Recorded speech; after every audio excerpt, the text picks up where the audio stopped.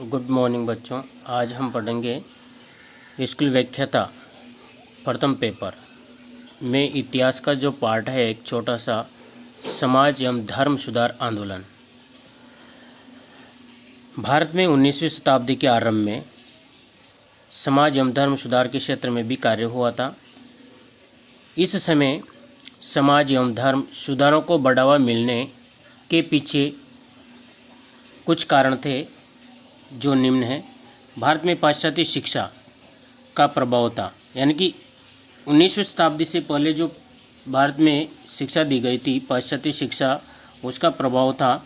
इसे मानवीय मूल्य, मानवीय समानता, व्यक्ति की स्वतंत्रता, आडंबर का विरोध जैसे विचार प्रसारित हुए, तो इन्होंने समाज सुधार को बढ़ावा दिया।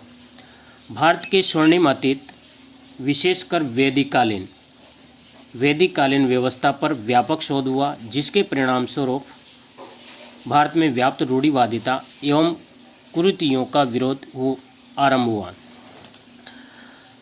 नेक्स्ट कारण रहा है पत्र पत्रिकाओं का भी महत्वपूर्ण योगदान था, क्योंकि इनके माध्यम से विचारों का आदान प्रदान आसान हो गया था।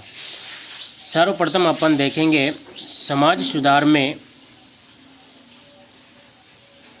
भाग लेने वाले, अपने विचारों को प्रस्तुत करने वाले, अपनी पूर्ण रूप से भूमिका निभाने वाले जो प्रथम व्यक्ति थे वह थे राजा राम मोहन राय। राजा राम मोहन राय के जीवन परिचय के बारे में अपन देखते हैं। सर्वप्रथम राजा राम मोहन राय का जन्म 22 मई 1772 को बंगाल के हुगली जिले के राधानगर में हुआ था। इन्हें आधुनिक भारत का पिता कहा जाता है। आधुनिक भारत का जनक किसे कहा जाता है? राजा राम मोहन राय को। इनका जन्म राधानगर में हुआ था, जो हुगली जिले में पश्चिम बंगाल प्रदेश में स्थित है, और इनकी जन्म की तिथि थी 22 मई 1772 ईस्वी। आगे देखिए, भारतीय राष्ट्रवाद का जनक तथा अतीत एवं भविष्य के मध्य का सेतु भी राजा राम मोहन राय को कहा जाता है। इनके ऊपर इस्लाम के एकेश्वरवाद तथा सूफी मत के रहस्यवाद के साथ साथ पश्चिम के उदारवाद का भी प्रभाव था। इन्होंने 10 वर्ष तक ईस्ट इंडिया कंपनी में जॉन डिग्बी के अधीन कार्य किया था। राजा राम मोहन राय अरबी, पारसी, संस्कृत, अंग्रेजी, फ्रेंच, लैटिन, ग्रीक जैसी एक दर्जन से अधिक भाषाओं का पूर्ण ज्ञान था, इसलिए अनेक भाषाओं का ज्ञाता भी कहा जाता है। राजा राम मोहन राय ने सती प्रथा, बहुपत्नी प्रथा, बाल विवाह, जाति प्रथा आदि का विरोध किया था और विधवा पुनर्विवाह का समर्थन किया था। 1809 ईस्वी में इन्होंने फारसी भाषा में तूफात उल मुबाहिदीन या एकेश्वरवादियों का उपहार नामक पुस्तक भी लिखी थी। इस पुस्तक में इन्होंने मूर्ति पूजा का विरोध किया था। इस पुस्तक में मूर्ति पूजा का विरोध किया था तथा 1811 ईस्वी में इनके बड़ी भाई जगमोहन की पत्नी सती हुई थी। इसके बाद इन्होंने सती प्रथा के विरुद्ध आंदोलन चलाया था। इस आंदोलन के लिए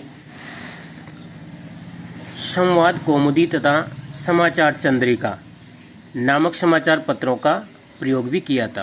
क्वेश्चन इस प्रकार से आता है कि संवाद कौमुदी पत्रिका के लेखक कौन है या समाचार चंद्रिका के लेखक कौन है? तो अपन को पता होना चाहिए, राजा राम मोहन राय। इनके प्रयास से 1829 में लॉर्ड विलियम बेंटिंग ने रेगुलेशन 17 के माध्यम से बंगाल को सती प्रथा को प्रतिबंधित कर दिया था। अर्थात एक रेगुलेशन बनाया गया था लॉर्ड विलियम बेंटिंग के द्वारा, रेगुलेशन 17 जिसे नाम दिया गया था। उसके माध्यम से बंगाल में सती प्रथा को पूर्ण रूप से प्रतिबंधित कर दिया गया था। इसके बाद 1830 में इसमें संपूर्ण ब्रिटिश भारत में भी प्रतिबंधित कर दिया था। अगर प्रथम प्रयास की बात आती है तो 1829 में बंगाल में सती प्रथा का प्रतिबंध लगाया था, लेकिन संपूर्ण ब्रिटिश भारत में 1830 में प्रतिबंध लगा दिया गया था। 1815 में राजा राम मोहन राय ने कलकत्ता के द्वारिका टैगोर की सहायता से आत्मीय सभा की स्थापना की थी। क्वेश्चन, आत्मीय सभा की स्थापना किसने की थी? तो आपको पता होना चाहिए, राजा राम मोहन राय। 1825 ईस्वी में इन्होंने कलकत्ता में वेदांत कॉलेज तथा वेदांत सोसाइटी की स्थापना की थी। वेदांत कॉलेज तथा वेदांत सोसाइटी राजा राम मोहन राय के द्वारा ही कलकत्ता में 1825 में स्थापित किए गए थे। 20 अगस्त 1828 को इन्होंने कलकत्ता में ब्रह्म समाज की स्थापना की थी, जिसका मुख्य उद्देश्य धर्म, जाति एवं क्षेत्र से ऊपर उठकर लोगों का अधिकतम कल्याण करना था। राजा राम मोहन राय ब्रिटिश शासन के समर्थक थे। यह भारत की स्वतंत्रता न चाहकर प्रशासन के भारतीयों की भागीदारी के समर्थक थे, अर्थात स्वतंत्रता भले ही ना मिले लेकिन प्रशासन में भारतीयों का होना अनिवार्य था। राजा राम मोहन राय फारसी भाषा के स्थान पर अंग्रेजी को राजकीय भाषा बनाना चाहते थे। 1817 में इन्होंने एक डच घड़ीसाज के डेविड हेयर की सहायता से कलकत्ता में हिंदू कॉलेज की स्थापना की थी। कलकत्ता में हिंदू कॉलेज की स्थापना की थी। 1820 में प्रिसेप्ट ऑफ जीसस नामक पुस्तक की रचना की थी। क्वेश्चन इम्पोर्टेंट है, आने वाला है कि प्रिसेप्ट ऑफ जीसस नामक पुस्तक के लेखक कौन है? तो आपको पता होना चाहिए, राजा राम मोहन राय। और 1820 में इन्होंने ये पुस्तक लिखी थी और इसमें ईसाई धर्म की में व्याप्त बुराइयों की आलोचना की गई थी। इन्होंने फारसी भाषा में मिरात उल अखबार तथा बंगाली भाषा में संवाद कौमुदी का प्रकाशन किया था। 1830 में ये तत्कालीन मुगल बादशाह अकबर द्वितीय के दूत बनकर ब्रिटिश सम्राट विलियम चतुर्थ के दरबार में लंदन गए थे। उद्देश्य था पेंशन बढ़ाओ, 26 लाख मिलती थी उस समय, लेकिन उससे अधिक बढ़ाने की इनकी मांग थी। लंदन जाने का उद्देश्य अकबर द्वितीय की पेंशन बढ़ाने का प्रयास था। अकबर द्वितीय ने इन्हें राजा की उपाधि प्रदान की थी। तो राजा राम मोहन राय को राजा की उपाधि किन्होंने प्रदान की थी? तो ये आपको पता होना चाहिए कि अकबर द्वितीय ने। 27 सितंबर 1833 को ब्रिस्टल, यूनाइटेड किंगडम में है ब्रिस्टल में, राजा राम मोहन राय की मृत्यु हो गई थी। 27 सितंबर 1833 को, आपको ये भी पता होना चाहिए। मृत्यु के बाद ब्रह्म समाज का संचालन द्वारकानाथ टैगोर तथा रामचंद्र विद्या वागिश ने किया था। ठीक है, आगे दूसरा जो प्रमुख समाज सुधारक आता है वह है स्वामी दयानंद सरस्वती। स्वामी दयानंद सरस्वती के जीवन परिचय देखिए। स्वामी दयानंद सरस्वती का जन्म 12 फरवरी 1824 को गुजरात में हुआ था।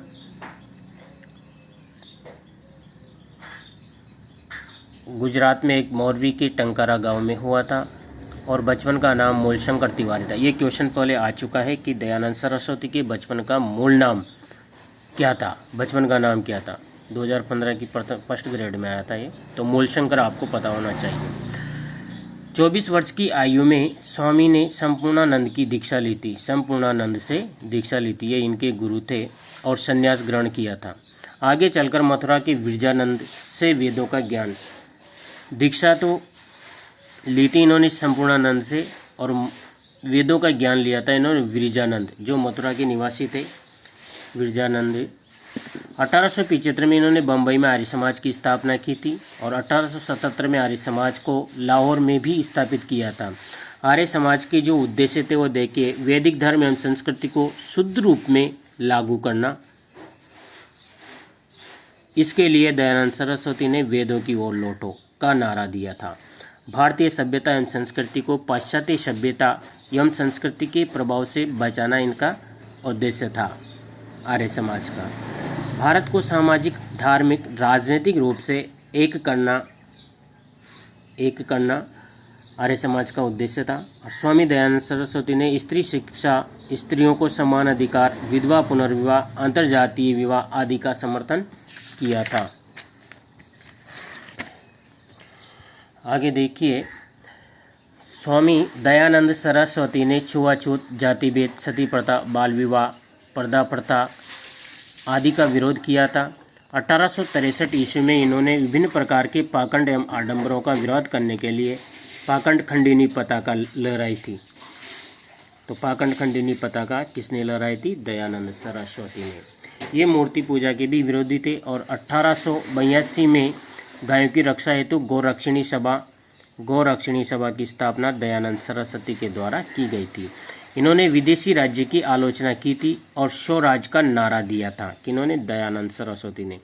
दयानंद सरस्वती ने उन मुसलमानों को भी पुनः हिंदू बनाने के लिए शुद्धि आंदोलन का चलाया था जिनके पूर्वज हिंदू थे।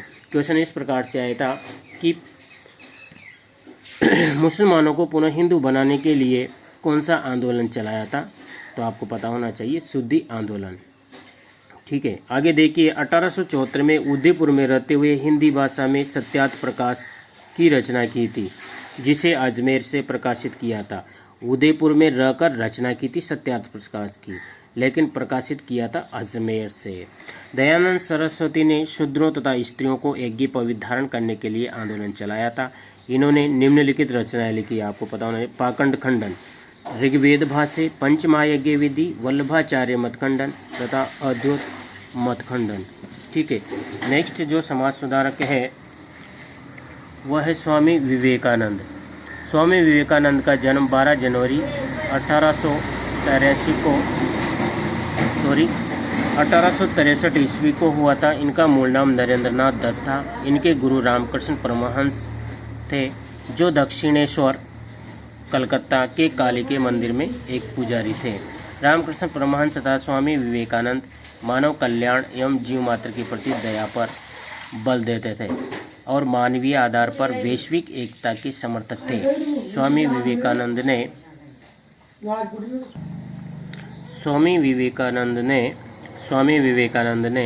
1888 से 1893 के मध्य भारत का भ्रमण किया था। इन्होंने 1893 से 1897 के मध्य पश्चिमी सभ्यता की प्रथम यात्रा की थी और 1899 से 1902 के मध्य पश्चिमी सभ्यता की द्वितीय यात्रा की थी। विवेकानंद ने 1893 में शिकागो विश्व धर्म संसद में भाग लिया था। शिकागो जाने के लिए धन की व्यवस्था खेतड़ी के महाराजा अजीत सिंह ने की थी। अजीत सिंह ने इन्हें विवेकानंद नाम दिया था। इससे पूर्व इनका जो नाम था नरेंद्रनाथ दत्त, तो विवेकानंद नाम दिया था अजीत सिंह, जो खेतड़ी के महाराजा थे। शिकागो धर्म संसद में स्वामी विवेकानंद ने भाषण के बाद न्यूयॉर्क हेराल्ड नामक समाचार पत्र में लिखा था कि जिस देश में विवेकानंद जैसे निवास करते हैं उस देश में धर्म प्रचारक भेजना कितना मूर्खतापूर्ण कार्य है। स्वामी विवेकानंद ने 1896 में न्यूयॉर्क में वेदांत सभा की स्थापना की थी तथा 1 मई 1897 को इन्होंने रामकृष्ण मिशन की स्थापना की थी। यहाँ पर बहुत सी बार कन्फ्यूजन रहता है कि रामकृष्ण मिशन की स्थापना किसने की थी, तो कभी कभी रामकृष्ण परमहंस का नाम भी लिया जाता है, लेकिन वह सही नहीं है। विवेकानंद द्वारा ही रामकृष्ण मिशन की स्थापना की गई थी, जो वेलूर मठ के नाम से जाना जाता है कलकत्ता में। रामकृष्ण मिशन का मुख्य उद्देश्य वंचित शोषित वर्ग तथा आपात स्थिति में रहने वाले लोगों की बिना भेदभाव की सहायता करना था। विवेकानंद ने वंचित शोषित वर्ग के बारे में लिखा था कि जब तक देश के लाखों लोग भूख तथा अज्ञान से पीड़ित हैं तब तक मैं उस प्रत्येक व्यक्ति को जब तक देश के लाखों लोग भूख तथा अज्ञान से पीड़ित है तब तक मैं उस प्रत्येक व्यक्ति को देशद्रोही कहूँगा जो उनकी कमाई पर शिक्षा ग्रहण कर लेता है लेकिन उनकी परवाह नहीं करता है। 1900 ईस्वी में स्वामी विवेकानंद ने पेरिस के फ्रांस की राजधानी पेरिस में आयोजित विश्व के धर्मों के इतिहास पर सम्मेलन में भाग लिया था। स्वामी विवेकानंद ने भारत के अलावा यूरोप एवं अमेरिका में भी अपने विचारों का प्रसार किया था। भगिनी Nivedita Margaret Elizabeth Nobel Ireland की रहने वाली थी। स्वामी विवेकानंद की प्रमुख शिष्या थी। सुभाष चंद्र बोस ने स्वामी विवेकानंद को भारतीय राष्ट्रीय आंदोलन का आध्यात्मिक पिता कहा है। ठीक है। क्वेश्चन इस प्रकार से आएगा कि स्वामी विवेकानंद को राष्ट्रीय आंदोलन का आध्यात्मिक पिता किसने कहा है? तो आपको सुभाष चंद्र बोस का नाम पता होना चाहिए। विवेकानंद ने अंग्रेजी भाषा में प्रबुद्ध भारत तथा बंगाली भाषा में उद्बोधन नामक समाचार पत्र प्रकाशित किए थे और साथ ही निम्नलिखित रचनाएं भी लिखी थी। जैसे देखिए, मैं समाजवादी हूँ, कर्मयोग, राजयोग, ज्ञान योग, कोलंबो टू अल्मोड़ा, वेदांत फिलोसॉफी। इस प्रकार से ये रचनाएं स्वामी विवेकानंद द्वारा लिखी गई थी और 4 जुलाई 1902 को वेलूर मठ में स्वामी विवेकानंद का निधन हो गया था, मात्र 39 वर्ष की आयु में। धन्यवाद।